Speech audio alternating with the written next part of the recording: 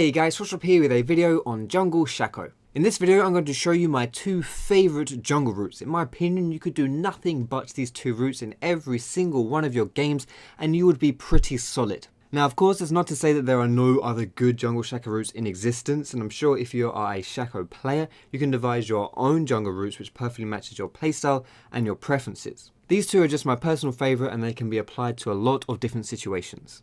The first route I want to show you is my standard level 3 clear. This route is very fast and usually you can end this route with enough health to go and do some good plays like a gank or a little bit of a cheeky invade. And what you want to do for this route is you want to start stacking your boxes at 55 seconds and around the Gromp area on top of the Gromp. You want to stack 2 boxes here and then go over to the blue buff and start stacking boxes there. You want to put another 2 boxes down at the blue. When you're putting boxes down the blue, it's very important that you don't stack the boxes on top of the blue itself, but instead a little bit away, close enough to the blue so you can then drag the blue onto it to fight it after you've killed the Gromp, but not close enough to the blue that it aggroes the blue when it spawns. At 155 the Gromp will spawn and you're going to want to kill that with your 2 boxes and your smite.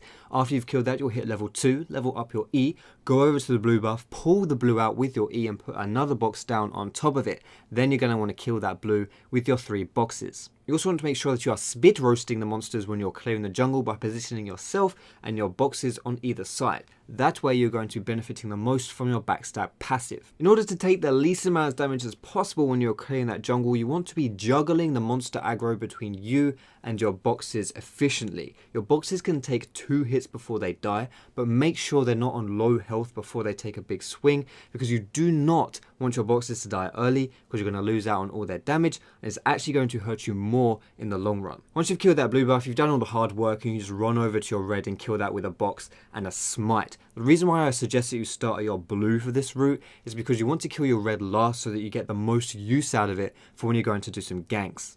Alternatively, you don't actually have to complete your level 3 clear here by going over to your red buff. What you can do is you can decide to invade after you've killed your blue and wait for the enemy jungler at his second buff. If you decide you're going to do that, I would recommend leveling your Q second instead of your E. Next route I want to show you is extremely simple, but actually surprisingly extremely effective too. All you're going to need to do for this one is to stack as many boxes as possible onto your own red buff. Then kill that without using your smite and bomb it over to the enemy's blue buff and steal that away before the enemy jungler can get there. This can be a really effective route because not only does Shaco have the benefit of being able to stack boxes to take something away really quickly at level 1, but being able to do that also means that he can then save his smite so he can then take another camp very quickly as well, or in this case, the enemy's blue buff. Whereas this route can be extremely effective, it is also kind of risky too, so there's definitely some things you need to think about before you go invading. Firstly, you need to know where the enemy jungler is starting, so ask your teammate to scout out the enemy red buff area with a trinket ward.